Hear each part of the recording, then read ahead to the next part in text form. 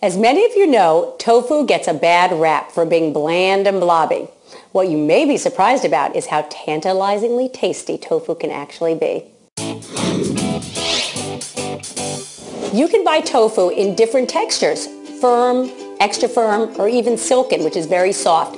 Another way to change the texture is by cooking it in different ways. You can grill it, you can saute it, you can bake it, you can even puree it to make salad dressings really creamy by adding avocado or some other vegetable or fruit. The third way to change tofu is the best way. Tofu is like a clean palate. You can add any seasoning to it and it just absorbs that flavor. So any flavor you like, your tofu can become that flavor. Personally, I love to make tofu Thai curry, which takes on the flavor of the Thai spices and the coconut milk. It's delicious. If you'd like my recipe for tofu Thai curry, go to KnowMoretv.com. Let's talk about 3 of the most common obstacles to cooking. The first one, fear of failure. Please don't make your first dinner party for President Obama. Make it for your closest friend who's supportive, an easy, foolproof recipe. The second one, accept and acknowledge the fact that there is no cooking gene. Cooking is a learned skill. It is not innate, and you are not born with a frying pan in your hand. This means you have to practice like any other skill, and if you practice and practice and practice, you're going to have a great dish ahead of you. The third obstacle is that you feel that you are too busy and you don't allot time for cooking. Guess what? There are all sorts of strategies to find the time to cook. Prepping in the morning while your kids are eating breakfast is one of them. Making a lot of food on the weekends is another. Set aside a half an hour a day to plan meals, make shopping lists, and prep your food.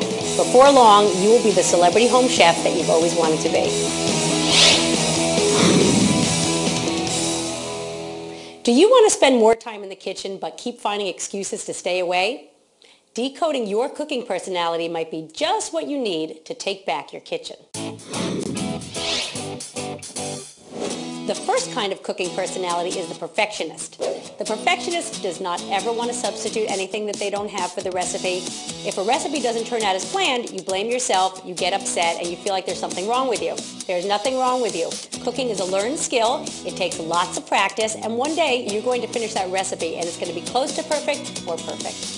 Another kind of cooking personality is the creative cook. This is the person that is like an artist. They throw things in, they have a good time, they like the way things look, but they don't follow a recipe. And at the end of the day, the recipe does not turn out the way we had hoped. My advice to the visual creative cook is you got to follow a recipe, at least in the beginning, and then once you're comfortable with the way the recipe is supposed to come out, get creative and throw that stuff in and experiment. That way, you're not going to be frustrated and discouraged and give up cooking altogether. The third cooking personality is the I don't want to be an oppressed 1950s housewife personality. Having a career and being able to cook for your family can coexist beautifully. A lot of women may not even be aware that they're resisting the kitchen for this reason. Recognizing that this might be your obstacle is the first step in being open to learning how to cook. Ultimately, what is more feminist and empowering than being able to cook a healthy meal each night for yourself and your family? Are family meals being hijacked by a finicky eater? Well, I've got some strategies to help make dinner time more enjoyable. Here's the deal. Preparing 2 separate meals for your family is not beneficial for anybody. What is important for the long run is exposure to different foods. So whether or not they're eating it, put it on their plate. If they don't eat it, use it later for a casserole, for a stir fry. It doesn't matter. Another strategy is having your child be a part of the meal prep. Having your kid involved is a surefire way to eventually get them to eat whatever it is that they're preparing. They're going to take ownership of it, they're going to enjoy it, and they're going to make it again. Rome was not built in a day, nor will your child go from being a finicky eater to having a sophisticated palate. And the best way to do this is to just keep exposing them to great food, get them involved in the process, and not be controlling or punitive.